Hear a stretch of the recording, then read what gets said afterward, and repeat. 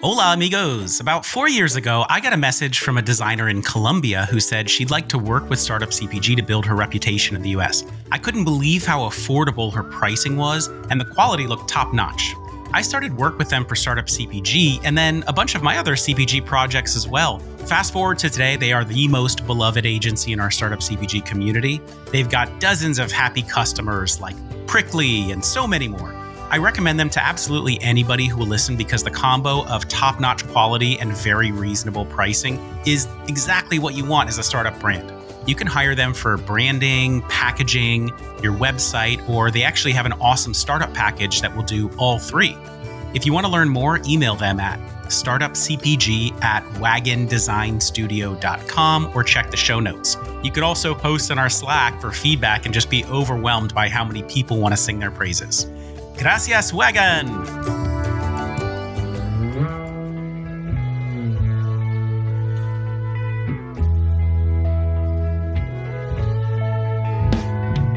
What's so cool about working in this retail environment is like you touch bases with so many different people across so many different walks of life, and they all just have this crazy perspective that they can share with you, and you kind of bundle all that up and go through life with being able to not necessarily live through their experiences, but what they've shared with you and being able to apply that. I think it's just it's really fun, and being a contributor to that is very rewarding in my opinion. What's up, CPG friends? I am so excited we finally got Jason Murrell, the director of grocery at JIMBO'S. JIMBO'S is an absolutely legendary retailer in SoCal, largely setting the standard for ingredients and social responsibility and influencing so many other players in the industry. On top of that, the JIMBO'S team are just cool people. Today's episode goes into the JIMBO'S ethos, the identity of their shoppers, how they're orienting toward regenerative, and of course, how they source and partner with brands. Let's start the show!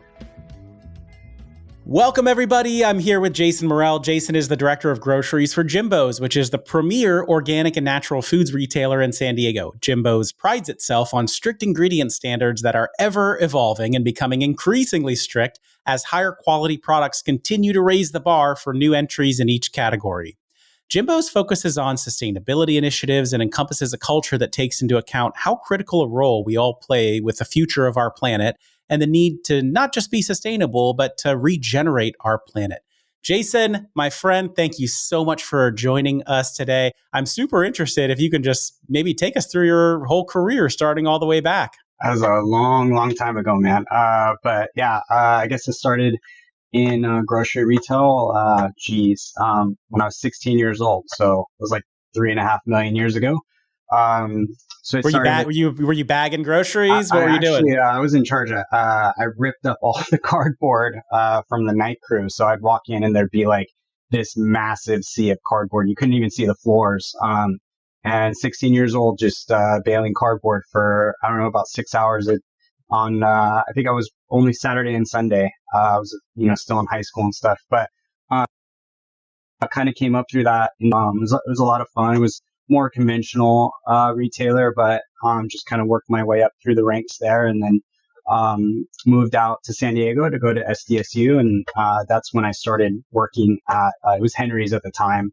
I started working at Henry's as a cashier, and then put in about 15 years with Henry's and Sprouts, kind of again working my way up through the positions up to store manager role, and then left Sprouts about going on 8 years now with JIMBO'S. So started with JIMBO'S as a store manager at the Del Mar location, and worked at that location, shut that one down, opened up the new Carmel Valley location, which is our newest, our beautiful new store that we have in Carmel Valley. And about 4 years ago, it transitioned into the perishable buyer role at JIMBO'S.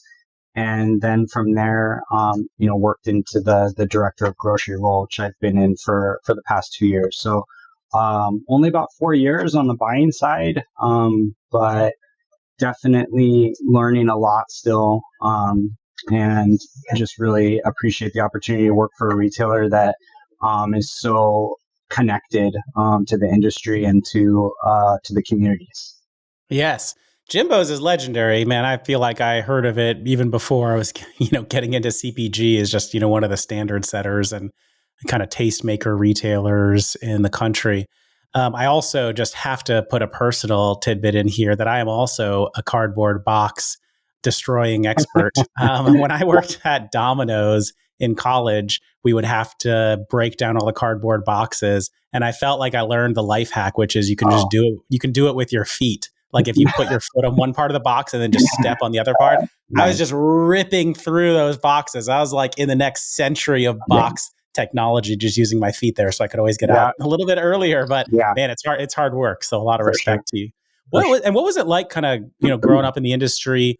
Did you have a goal specifically to kind of like be able to lead the stores and then get on the buying teams, or were you just kind of like taking it one day at a time and enjoying the work? Yeah, I think kind of the mission started when I was with Henry's and Sprouts, and really I wanted to lead a team. I went to San Diego State and graduated from there with a liberal studies degree, where I wanted to utilize that degree to teach kids K through 8. So that was kind of my dream, was to be a teacher. And kind of as I spent more and more time in the retail atmosphere, I learned that there are opportunities to kind of apply that same desire to teach and mentor staff members at a retail level, and be able to utilize that passion that I have for teaching, training, coaching, and apply it in a different manner. So I didn't even realize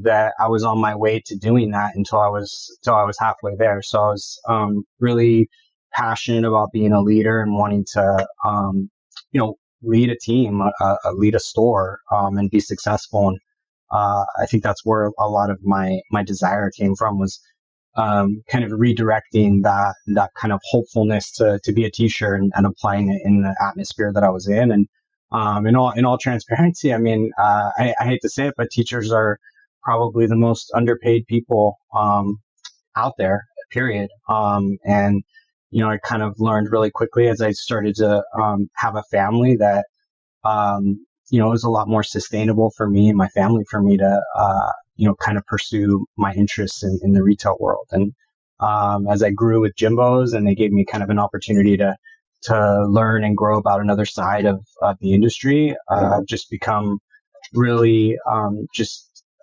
crazy interested every single day about learning and diving into new opportunities. And it's crazy how much you learn when you listen. So I really appreciate the opportunity of being here at Jimbo's, and all the vendor partners that we have that teach us stuff literally every day.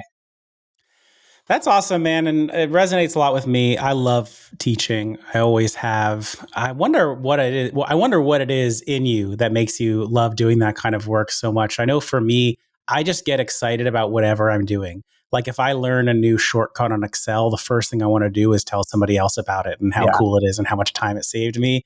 Yeah. Is it kind of like that for you, or do you have a different drive for what makes you like teaching and mentoring? Yeah, I think that's it. You hit the nail on the head. It's like just wanting to be able to just share and learn from each other. And I think that's what's so cool about working in this retail environment, is like you touch bases with so many different people across so many different walks of life, and they all just have this crazy perspective that they can share with you. And you kind of bundle all that up, and go through life with being able to not necessarily live through their experiences, but what they've shared with you, and being able to apply that. I think it's just it's really fun, and being a contributor to that is very rewarding, in my opinion. I love it, man. And that honestly is the whole foundation for our startup CPG community, is that people actually like to help. And, it's funny. I talked to some people about it in the Slack channel. I'm like, you're such a helpful contributor. You're always just answering questions. You have nothing to gain from it. Like, why do you do it? Like, it's just fun. It's fun to help people. It's fun to help people with stuff that you know. It's fun to feel smart and like all the answers. Yeah. And it is. It's just fun. And I think for me, I feel like I have kind of weird bone where I get just like an energy burst anytime I feel like I help someone and it's really valuable. It like makes, I'm like, oh, that's Yeah. great. They liked it. Yeah. So, we don't need to dig into the psychology of why I'm that way, but I really do enjoy it. And I think a lot of people are like that. For sure. I think definitely I agree with you. And it's nice to be in a place influential and you can see kind of the fruits of that contribution every day. So, it sounds corny, but use that opportunity to like better other people, and to give them opportunities that maybe they didn't otherwise have. So it's pretty cool. I love it, man. Great. Well, so I guess just to get a little bit closer back to JIMBO'S, which is an incredible platform from which you'll be able to help a lot of people. Can you just tell me a little bit more about like what is JIMBO'S? Everyone's kind of heard of it, spoken in whispers or in shouts. What is it? Yeah. And also, I would love to just know a little bit more about the team there, like who does what. Yeah. So I mean, kind of a little bit about the ethos and maybe just letting you kind of in on general. I think JIMBO'S is really just about making sure that we're nourishing the community through products that we're hand selecting, and those products we're striving to have them reflect the goodness that we want to see out there. And we place a huge emphasis on supporting local businesses, really focusing a lot on regenerative, organic farming practices, and encouraging high levels of sustainability, not just within our stores, but in partnering with the brands that we choose to support. So, there's a large cultural component that kind of we look for with the brands that we partner with. And we want to make sure that the partnership that we create, that we're aligned and that we're all aiming for the same thing. So it sounds corny, but it's definitely the reality of what we do every day. And it's a consideration when anytime we're looking at products or thinking about bringing on someone into the JIMBO'S community. And I know for the ingredient standards, as far as I know, JIMBO'S has the strictest ones. And, when at my previous company, that is the list that we used when we were formulating the product just as, I don't know. I think a lot of times people think that entrepreneurs at companies like know everything about all the ingredients on day one when they start, but they don't. Like you have I think more often like, you want to do something in the CPG space and you have a product concept or an idea or a brand that you want to launch. And then you go to a formulator who helps you make it. And you're not so well educated on what all the different things are in a product. So that list actually was just super helpful for us to then take to the formulator and say, okay, we don't know everything, but JIMBO'S does. And here are the things that they're saying right now are not good for people. So let's avoid those. Yeah. And as you mentioned, it is evolving. So you can have something that is okay now, and then some new research comes out. For sure. And then I know for you guys, though, it's not just about the ingredients as well, because I know I've seen examples of even kind of well-known brands getting taken off your shelves because of, hiring practices or labor practices or, stuff that's not sustainable. So it seems like you guys definitely put your money where your mouth is on shelves. We try to, and it's a lot to weed through. Honestly, it's literally come up almost every day, where we get some information. Oftentimes, it's shared by the customers who have a really deep concern for those attributes of a brand or a company. I think it's difficult to always take sides and be 100% positive that you're taking the right side, just because there's two sides to it, literally, or oftentimes more. And so we try to take all that stuff into consideration and be reasonable about it at the same time. And our customers, every customer is pretty savvy. They know what they want. And one of the good things about JIMBO'S is that like we're not at the point where we're just ignoring that feedback. We have an opportunity to kind of dig into it and spend some time and understand it. And are we always going to make the right decision for every single person?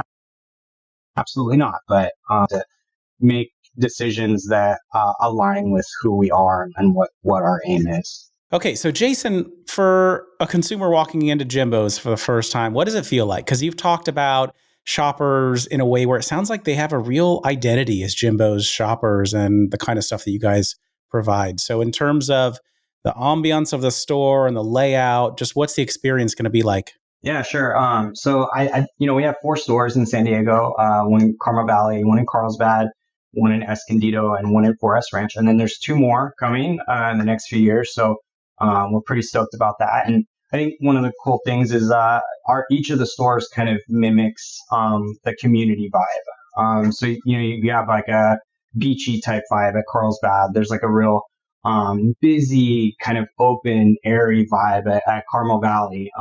So you walk in and it feels like the community that you're in. And I think that's an element that we work really hard at kind of identifying and kind of sustaining. Is just being really connected to the community and echoing what it means to be part of the community in the way that we lay out our stores and the products that we carry. Our customers, super savvy, obviously. They find a lot of value in the products that we carry and the quality that it brings to our food supply chain and the sustainability of that. So I think it's a customer that is, very educated on the products and the importance of putting quality products into your body and the value of that. And oftentimes, that doesn't mean that we're going to have the cheapest prices, or we're going to have every single product that a customer wants. But when you come in and you shop our stores, those items are curated. It's a bespoke shopping experience. And we strive every day to kind of be representing products to our customers that they're going to appreciate and that they're going to find a lot of value in.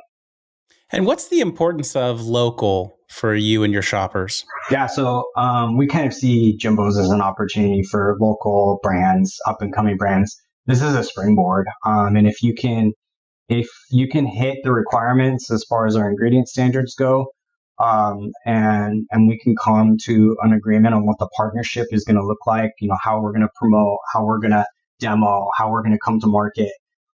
This could be a great opportunity for up and coming brands to really have, a large voice out there. I do feel like for 4 stores, we have a really strong voice. And we strive to work with those local brands, and it's a point of pride for us. We definitely appreciate the partnerships that we can forge with local brands and to help them, and they help us. It's a mutually beneficial experience, and we definitely value those local brands. And to be honest, we try our absolute best to kind of get them to the front of the line anytime that we have the opportunity.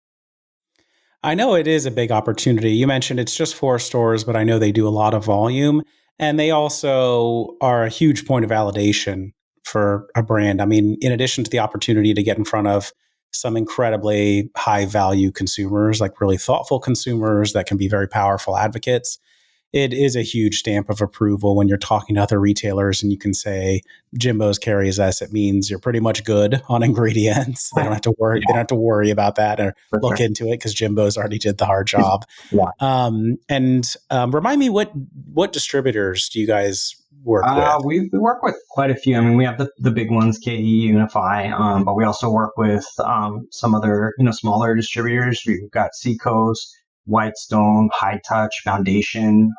There's a lot of some of the smaller distributors that we strive really hard to maintain partnerships with, because they honestly have access to things that just at any given point in time the larger distributors just don't have access to. It's just not that time yet for the big guys.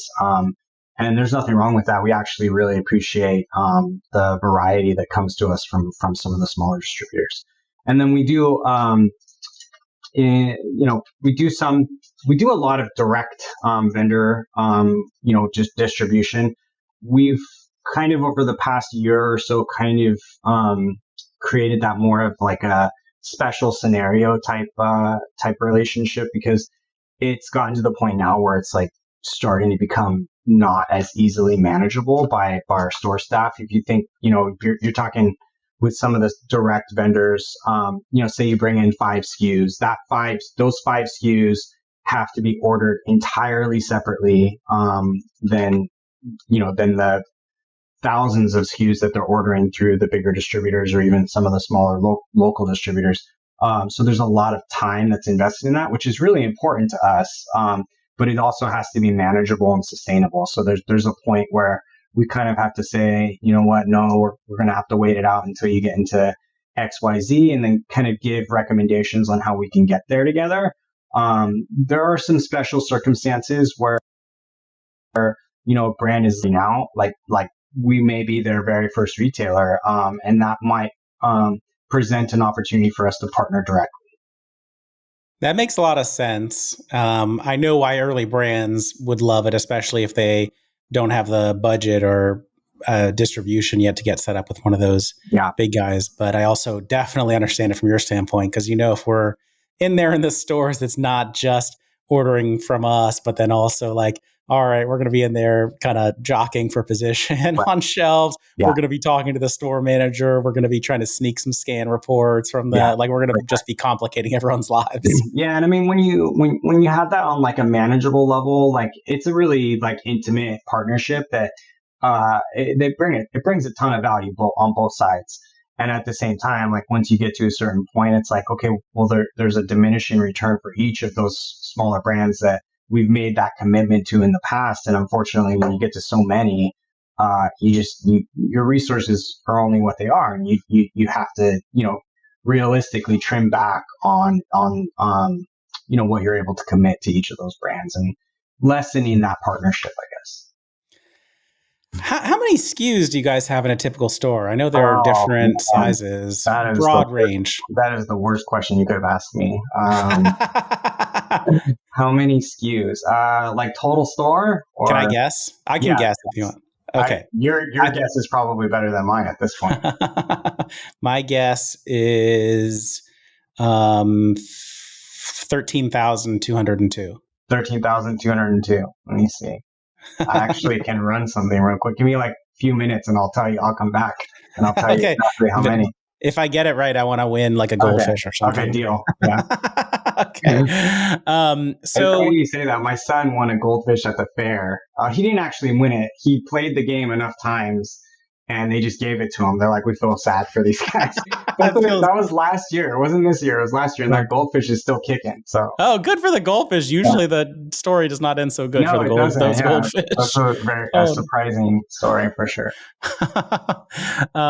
Okay, cool. So one thing I was just curious about is your overall team at JIMBO'S. Like I know Billy on your team. Also, obviously everyone knows who Jimbo is. Who are the other people that are involved in, let's say the kind of buying and sourcing operations? So, I mean, we have our store staff. Our store staff is comprised of, the operations manager, so grocery manager, assistant grocery managers. There's dairy buyers for each store. We're talking about bulk buyers, hopefully in the next few months, hopefully, just to kind of operationally manage some of the challenges and stuff that come up specifically to that department. But from there, we have Sarah, who is our buyer's assistant, who I tell you what, that title does not do her justice. I'm telling you, she's incredible, managing everything from new item forms to, website submissions of new products, and just as many administrative tasks as you can possibly throw at her. And at the same time, she's like managing a lot of the relationships that we're having with vendors, and has just been an awesome point of contact, really for not just for each of the brands, but just, playing that role so well. Sarah's an awesome addition to our team. She's been here just about a year or so. And then we have Colin. Colin's our trainer and merchandiser. So he's largely in charge of implementing new products into the shelf, maintaining planograms, and, cutting in new products. But also, a really important role of his is training and coaching the staff, and really getting them, on board with program and increasing velocity on products and just overall education, which we feel is just like a really critical component to what we do.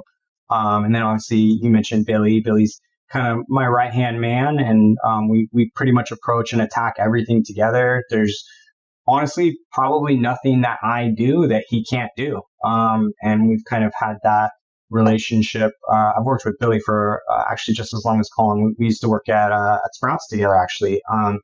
So, Billy is just, he pretty much, he does it all. And from managing brands and managing communication and promo planning and ad planning and new item integration, planogram assist. He's all over the place, and it's really awesome having him part of the teams where I can lean on him and bounce things off of him, get his feedback and input. And he's actually getting married in 2 days. So amazing! Really, we'll be right back.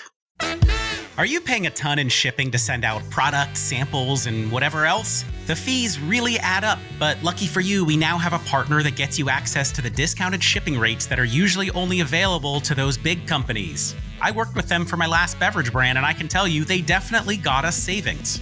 Whether you're sending overnight samples, fulfilling e-commerce orders, or even a 40-foot ocean container, our partner, Enterprise Purchasing Group, or EPG, has got you covered. There are a bunch of free benefits you can get by signing up with them. You can get up to an 86% discount on small parcel shipments from UPS, DHL Express, UPS, and more. You get really competitive LTL and FTL rates through UPS. You get discounted spot and fixed ocean rates through Flexport and Maersk. You get exclusive air freights. And you also get preferential terms with supply chain financing. All you need to do is reach out to Francis Agas. His email is francis, Francis, at enterprisepurchasing.com. Mention the Startup CPG discount and take advantage of those savings. Good luck, everybody, and happy shipping. And now, back to the show. All right. Congrats, Billy. And then I remember meeting your social media coordinator for JIMBO'S at one point, who I'm a big fan of. I didn't know him before, but I do like the JIMBO'S Instagram account. There's some good stuff on there. Yeah, he does a great job. Tommy in marketing, the whole marketing team is they're phenomenal. I don't know how they come up with some of the stuff that they do. I'm probably not the creative type, but those guys, they wow us every day. And it's awesome because they're so accessible too to brands. Like there's never been a situation where a brand has reached out to them and been, shut down in any way, shape, or form. In fact, it's just, it becomes like a whole brand new partnership, with a whole nother branch, and the way they attack social media and just, the demos, and they're just awesome partners to coordinate with. That's awesome. Maybe hot tip for some brands listening. If you're in JIMBO'S, maybe DM their social media team. Yeah, absolutely. That's awesome. You mentioned bulk before, bulk foods. Yeah. So are you, I've heard for a lot of people actually trying to, I don't know if I want to say professionalize that more, or just kind of get it more up and running. Are you actually expanding your bulk foods section or just trying to manage it better? I think at this point, I'll be honest, from COVID, there was definitely a withdrawal. Customers, understandably so, kind of lost interest in kind of like that. There's a health component, a perceived health component that was an issue. So I don't want to say that that's like dictating how we're moving forward, but the reality is that it's really the customer interaction with that department in particular. It's been challenging, and I think one area that we can be more successful in on our area of opportunity is to really just push as hard as we can to really communicate to customers that, there's a ton of value in this department. The quality is outstanding. We have an all organic bulk department, so everything in that set is 100% organic. And where customers have kind of leaned on the prepackaged product, there's a lot of labor, packaging. There's this time component where if customers were to utilize those bulk bins more often, it would not just create a better value for our customers, but kind of help us with some of the resource challenges that we have with staff at store level. So To me, kind of implementing a bit more structure and organization in that department, I think it'd be a great opportunity for us to really speak to customers on this department that we just haven't necessarily focused on coming out of COVID. I like it. I mean, I like to think about it as much as all of us in CPG probably want people to buy our own CPGs. But sure. I mean, the bulk is just such a really interesting space. I know a lot of the corporate headquarters are focused on bulk because they want to try to eliminate as much single-use plastic as they can. And bulk, obviously, you can get a good value. And if it's a great product, why not? But I mean, obviously from COVID, a lot of people, they don't want to be touching the same utensils other people are using. But it seems like it's come back in a pretty serious way now. So I'll be really interested to see how that evolves. And then also for me, what CPGs start focusing on bulk more, because we haven't seen a lot of that. But I know with like Google's plastic-free initiative, there were some brands that came up with new bulk SKUs that got in there. So pretty exciting. We partner with Dr. Bronner's in our health and body care department, and they kind of pioneered this this thought behind having customers come in and replenish these products that they're typically grabbing bottle after bottle after bottle over time. And why not reutilize that? Why not be more sustainable in this process, and then also simultaneously offer a great value to our customers? So that's really going to be part of kind of our re-engagement in the bulk areas. Like, how do we approach this sustainable packaging? And we don't want to be contributing to excess plastic use. And one-time use plastics, absolutely the worst contributor to that issue. And if we can find a way to reutilize containers and cut down on that plastic use, that's the golden ticket right there as far as we're concerned. And we place a lot of value on these sustainability initiatives, and it's something we're definitely going to be driving for. And I think that's one of the cool things about JIMBO'S is we've really tried to pioneer some of those processes and implement them in ways that are positively impactful. Makes sense. And just along that sustainability line, can you tell me a little bit more about regenerative?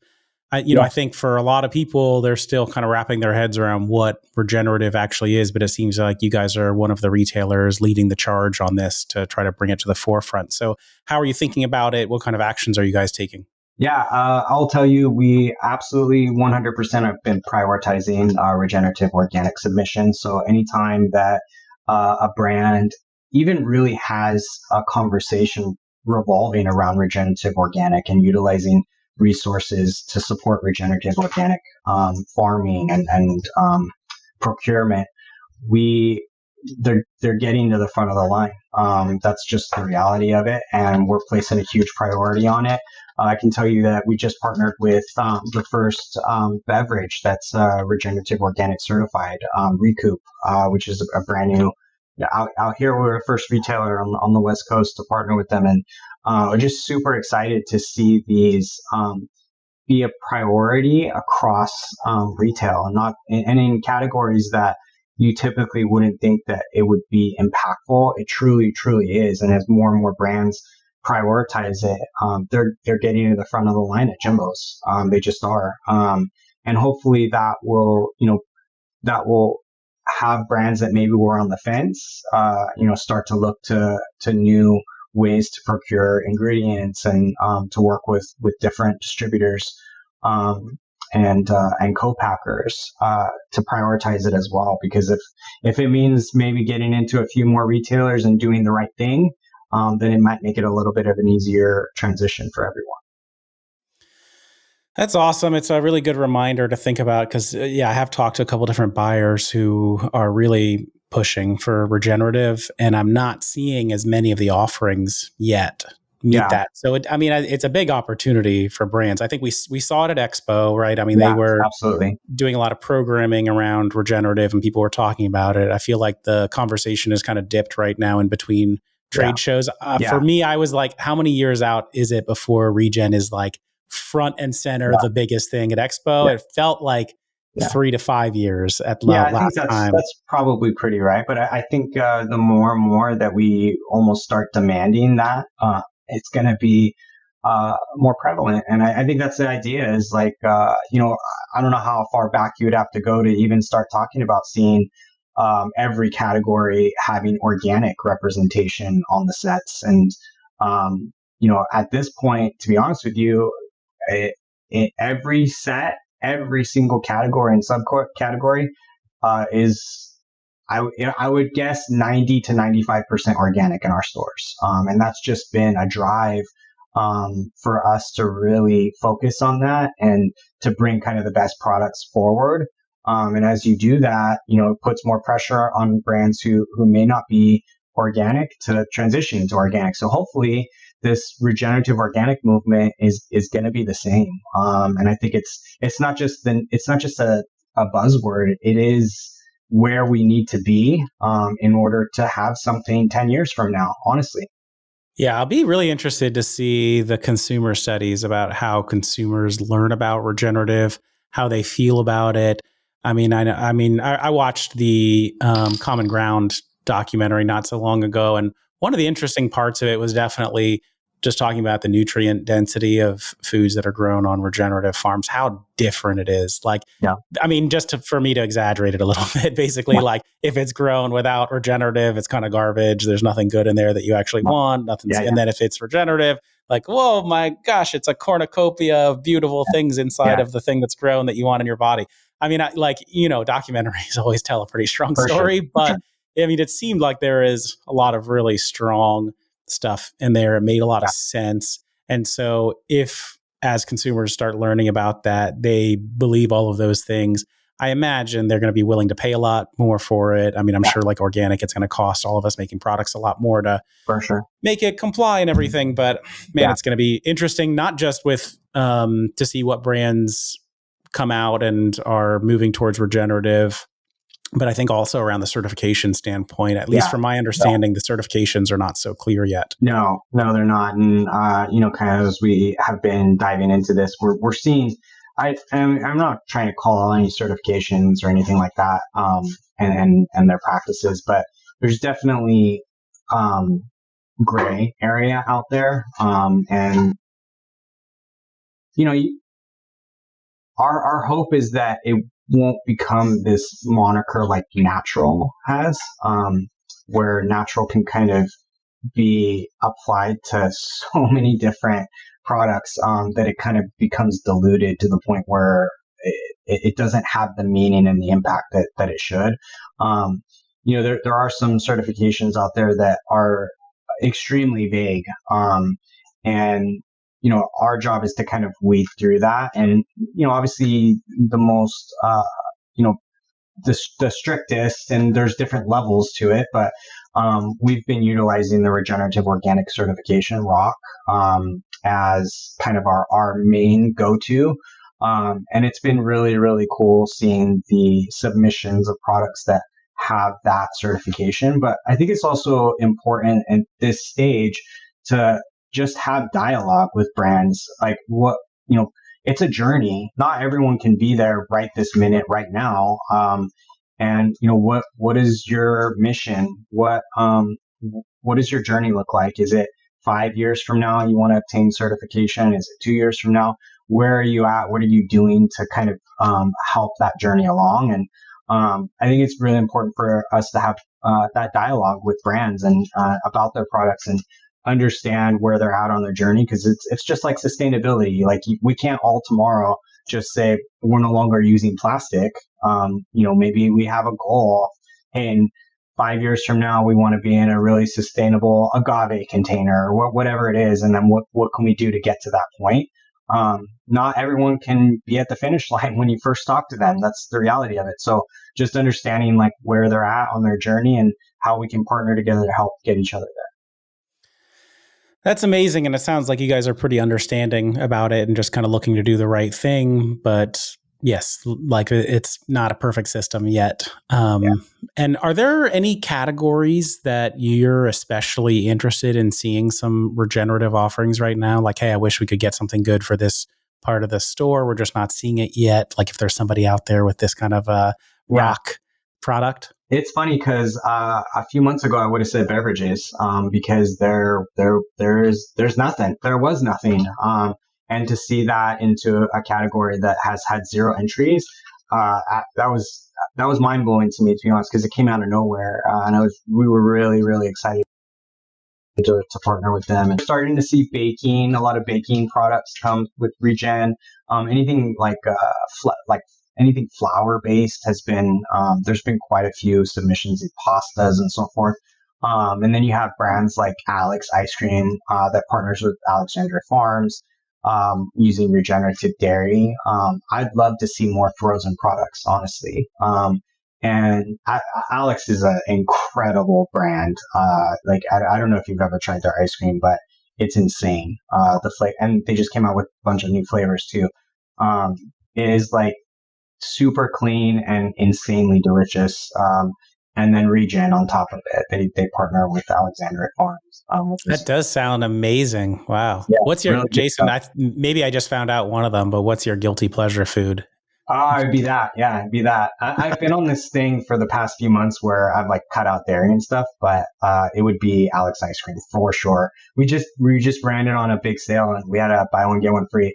And I managed to stay away from it, but I did bring 2 home that my wife absolutely loves. So there's like this, it's like a lemon blueberry. Oh man, I could go on forever about this brand, but it's just really cool to see innovation in this setting, this natural retailer where they're meeting customers. So like, I mean, I hate to say it, but the reality is like, most customers really recognize Ben & Jerry's, right? Like everyone knows Ben & Jerry's, but when you go into JIMBO'S, our Ben & Jerry's is like regenerative organic. It's, all organic ingredients, and you don't have to give up the taste. And oftentimes it's more nourishing, and, the A2 milk that he uses is better on people's stomachs, that can't handle, regular dairy products. So, again, I mean, obviously that's one brand that we're super stoked on. And there's so many more that are just like that. But, these are brands that are super passionate about what they do, and they're focused on bringing the very best, to customers. So it's cool. All right. Amazing. So, all right, to just get to some of the usual questions that I know brands would always want to hear from you about. So what is the sourcing and selection process like? I know you mentioned trade shows before, but how are people getting on your radar or Billy, or how are they getting the chance? Yeah, so we have an online portal. So at JIMBO'S.com, we have a vendor portal where you can submit products. There's a pretty healthy questionnaire that you kind of have to work through. A lot of yeses and nos that kind of have to be gone through, and that relates directly to our ingredient standards. And I can tell you that's like step 1 of the ingredient standards check. But that's one opportunity to kind of like have your product kind of reviewed. We utilize the broker networks a lot. From an efficiency standpoint, it's really awesome for us to work with brokers because they're presenting multiple brands to us at an opportunity to kind of really quickly see what's out there, what's hot, what's new, and these brands, these broker networks are representing these brands in ways that are really quick. I mean, honestly, that's the reality of it. Is it's just super efficient for us. So that's another one. Distributors, oftentimes some of the smaller distributors, they'll bring products to the table and say, hey, this aligns with what your standards are, and I'm going to start carrying it. So that, that's one way. And really, the San Diego, community is just, it's booming with, all of these amazing brands that are just coming out of the woodwork, and, we're getting opportunities to meet with them. And, we support San Diego and just this networking that takes place in the community it's crazy because you hear about things before they're even packaged. I got this idea and this is what I want to do with it and this is where I want to go with it. And it's just, it's a lot of fun being part of the San Diego network and, getting to, see these up and coming brands, and giving them an opportunity to be successful. And it at the end of the day, yes, we are business and it's our duty to, sell product and profit. But, the fun part is being able to watch brands grow and be successful and, positively impact the community that they belong in. Yeah, I've been to some of the San Diego CPG networking events, and I have to say there is a San Diego vibe where people are like wanting to support people from San Diego and the overall community. I would say it's a little bit different here in LA. I think in LA, everyone's pretty focused on what they're doing and it's cool stuff. And, everybody likes to hear about people being successful, but I wouldn't say people are clamoring just to support people because they live in LA. It doesn't have that kind of tight mesh. I gotcha. Yeah. Yeah. I mean, a lot of opportunity here. Maybe that's part of it is just, it's so disparate. There's so much competition, so many options. Yeah. But that's pretty cool to hear. And so you mentioned brokers, distributors. Are there any brokers you feel like do a really good job with you guys that, pay a lot of attention to you? They're constantly bringing you new stuff, just to drop a couple for brands to know about? Yeah, I mean, I have a long list, but yeah, I think Yin Yang does a great job. They really they have a personal touch, and they really go out of their way to make sure that brands are represented in a way that's appealing to retailers. Presence has also done a great job with us. Kind of have like a tag team duo, really doing an awesome job of bringing great new products to us. And surprisingly enough, the smaller distributors, I'll speak about Foundation, because Foundation Foods they're not even in San Diego, but Lewis and his team have managed to create a standard of quality of products that is just above and beyond realistically anything else that we've seen. So they so perfectly align with us. And he just does a fantastic job of representing brands that truly would be successful in our stores and in San Diego. And even I can't remember exactly where they're out of, but they just do a phenomenal job of sourcing and partnering with brands that are up and coming, or maybe it's their very first shot. And they've just done a really great job of bringing those great products to us. So huge shout out to Lewis and Foundation Foods. We'll be right back. Hey guys, I know you all want to grow on Amazon, so I'm so excited to tell you about our official Amazon agency partner, Daybreak. I think they are the best fit for emerging brands. Their retainer is less than half of what most agencies charge, and their team are total killers. I worked with them on my last brand because I'd heard such good things, and they absolutely crushed it. They'll get you started on Amazon or help you level up. First, they fix up your listing, they make your creative ads, they manage your operations and advertising, and can even help with channels like Instacart and Criteo. If you're interested, email them. It's startupcpg@daybreak.agency. It's also in the show notes. And make sure to mention Startup CPG for $600 of free design credits. And now, back to the show.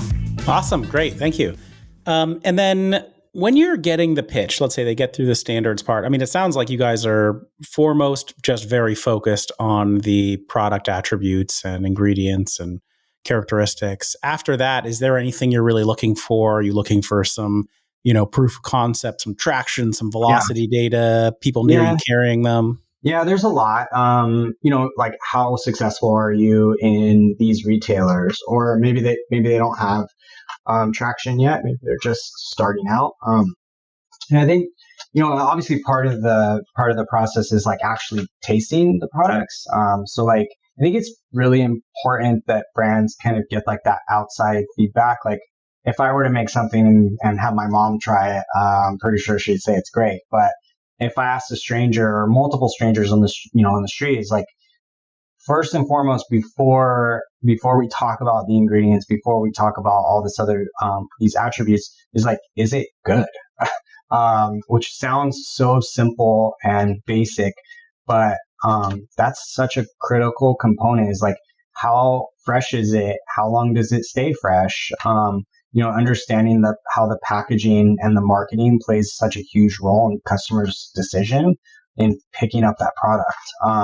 Because it could have the absolute best ingredients on the planet and absolutely fall in line with, have a cultural alignment with us. But if the customer doesn't pick it up, it doesn't sell. So you really rely on like word of mouth at that point, which is super strong and has an impact. But you got to get that customer to pick it up. So, and then to keep coming back for it is the other part. So that's where, that taste comes in. People aren't going to keep coming back for something that, at least in our realm in grocery, a vitamin, I'm sure doesn't have to taste good necessarily, but for our products, you got to keep them coming back, making sure they taste good.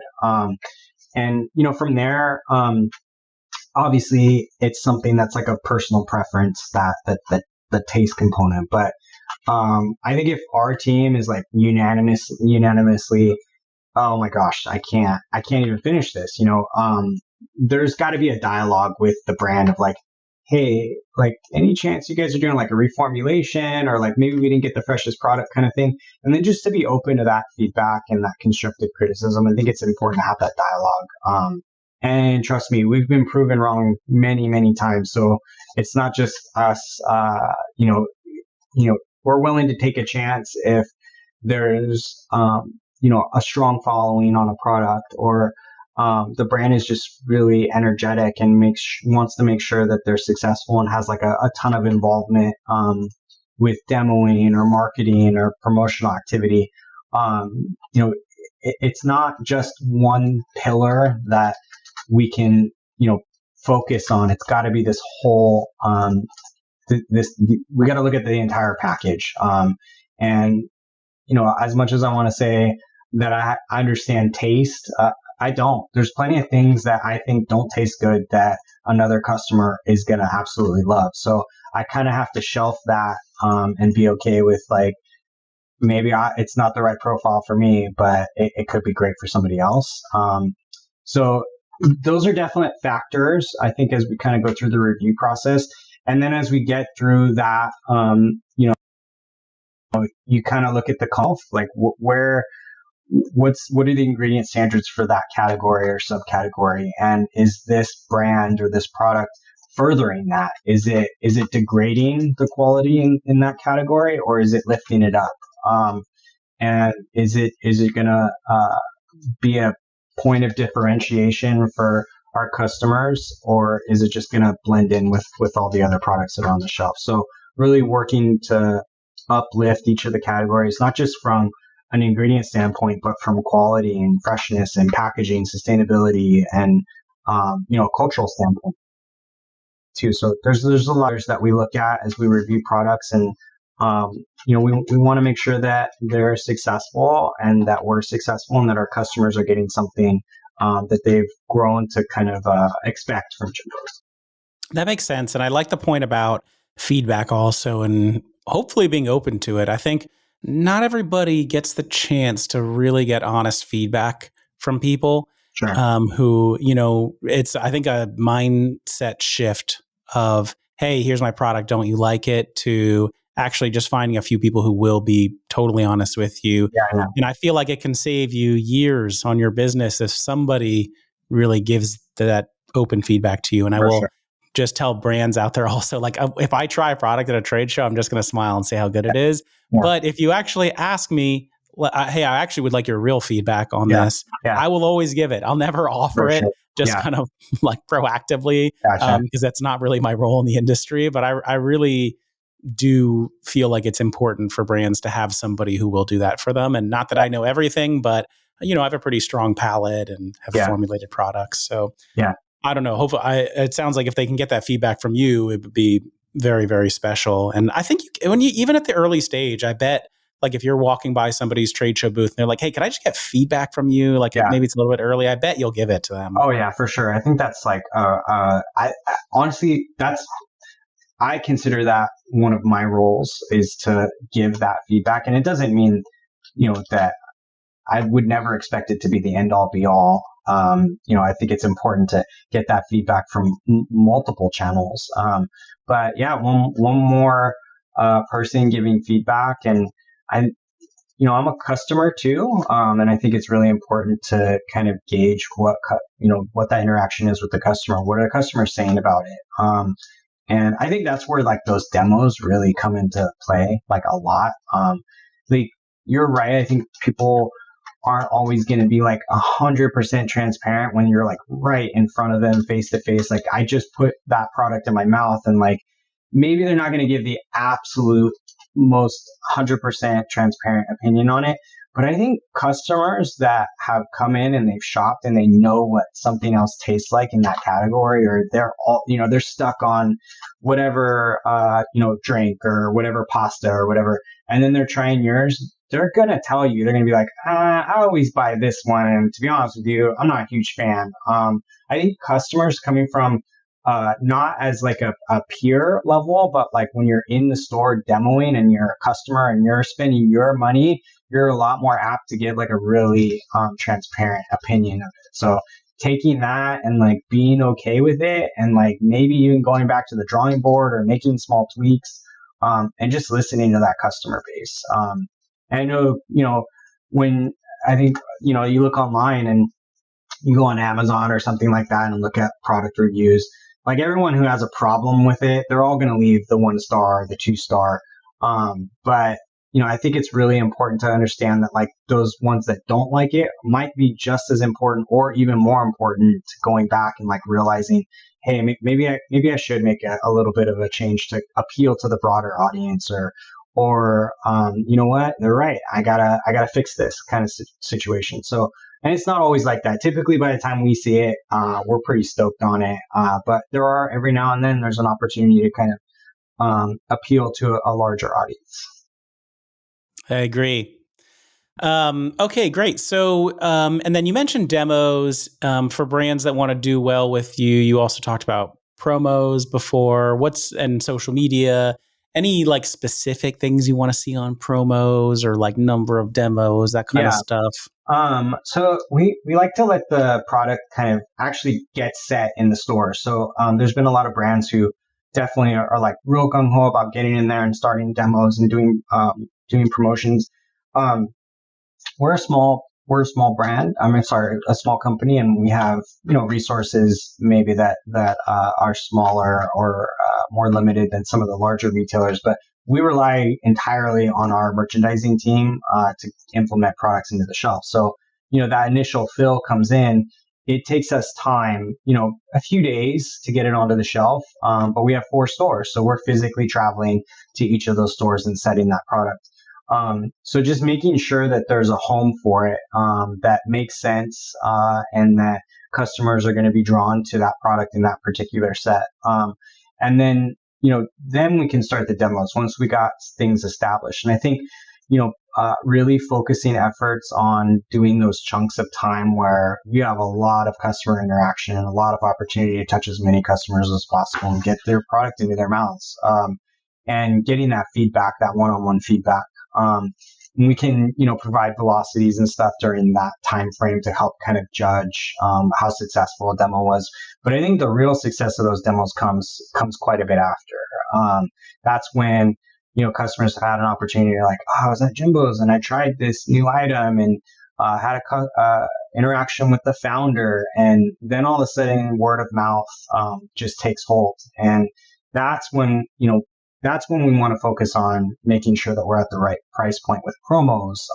So for us, a competing promotional discount, a typical discount is 20% or more. If we can hit the 30, pretty happy. And then anything more than that is really probably going to set you up as being one of the lower price points on the shelf at that time.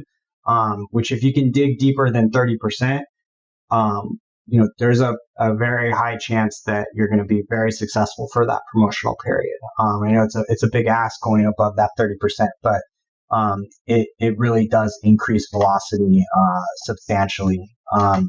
It does set them up typically to be the lowest price point, which you're hitting multiple customers at that time. You're hitting a customer who's focused on value, which is, it's represented by this, what the sale price is. So they're doing that quick math in their head, or they're looking at that savings in the ad, and they're making that decision. But you're also, approaching that customer that's really conscious of making sure that it's organic or regenerative, these other attributes. And then you're also capturing that customer that always comes in and buys your product, and they're going to buy more because it's on sale. So, I think 20% is really kind of where we've set our standard at. And then from there, it really does incrementally create opportunity for the brands to increase velocity. Mm-hmm. And like 16 weeks or something on promo, then around 20% would be a solid plan. Ideally, we're at 16 weeks. Once a quarter. There are brands, local brands, in fact, that we have like really good relationships with that increase it from there. Really, I think the minimum is going to be that once a quarter. And I mean, you could play with that however you need to, whatever makes sense. Like during the summer months, doing 2 out of the 3 and kind of shifting things around. But and we do trust the brands to kind of like do their homework on that part, and give them the opportunity to promote as they need. But yeah, I mean, one of the good things about JIMBO'S is we don't hold anything back. So if you're giving us 20%, we're giving the customers 20%. So great. Pass on that promo as deeply as we possibly can, and work to find a price point that's meaningful for our customers and the brand.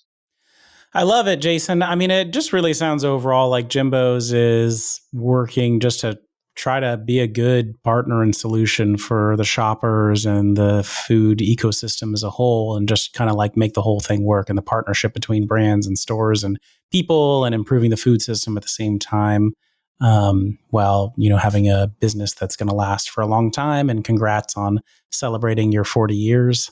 This year, JIMBO'S, from 1984 to 2024. So Jason, thank you so much for all these insights. This has been really incredible. Good way for people to kind of follow along with you, maybe LinkedIn, give you a follow there. I am the worst at LinkedIn. I don't know why, but I've shied away from LinkedIn quite a bit. I can't tell you exactly what it is or why. I'm just terrible at social media in general, probably. Honestly, probably the best way to reach out to us is through our vendor portal. We answer every single email that comes in, every single one without fail. So, and it's definitely a priority for us, mostly because I'm awful at LinkedIn. Definitely a great way to touch base with us would be through there. I'm always open to meeting new brands and working with the community. And it's honestly the most rewarding and fun part of the job is being able to work alongside and get input, because I learn a ton from brands. So where you think I might be an opportunity or a resource for these brands, it goes both ways. Trust me, we learn a ton of stuff from brands bringing us products, and just having a community and partnership with the brands. So. And your trade shows, I know I met you originally at the UNFI trade show, I think the first time in Vegas. What else are you going to this year? Are you going to Fancy Foods? Are you going to Newtopia? We are going to Newtopia. We don't really attend, at least on my team, we don't do much on the fresh side. That's left to some of the other buyers. But we've done the expos. We've done the infra conferences, which I think are really beneficial. Some of the smaller tabletops and stuff with some of the distributors on new products and stuff like that. But yeah, I think the expo is always going to be the big memorable one. Get a really cool opportunity to be face to face with a lot of the partners that we've made over the years, and it's exciting. There's a ton of energy there, and it's infectious. So definitely one of the more exciting expos or trade shows to kind of be a part of. And I've tried walking down the halls with Jimbo, but he's like this celebrity. So I get about 12 feet and realize that it's going to be a long day. So everyone wants to talk to him. He's definitely been a pioneer in the industry, and I'm super appreciative to be a part of it. All right, Jason, thank you so much. Excited to hang with you at Newtopia nice little plug for our Newtopia party called Discotopia. Nice. For anyone there. It's going to be a silent disco with brands sampling. Silent disco, pretty good way to go for a networking event, by the way, so we don't all lose our voices when we're there doing the networking part too. Right. So excited to see everybody there. Jason, thanks again. And thanks everyone for listening. All right. Thank you. Appreciate the time. All right, everybody. Thank you so much for listening. If you enjoyed the podcast today, it would really help us out if you can leave a 5-star review on Apple Podcasts or Spotify.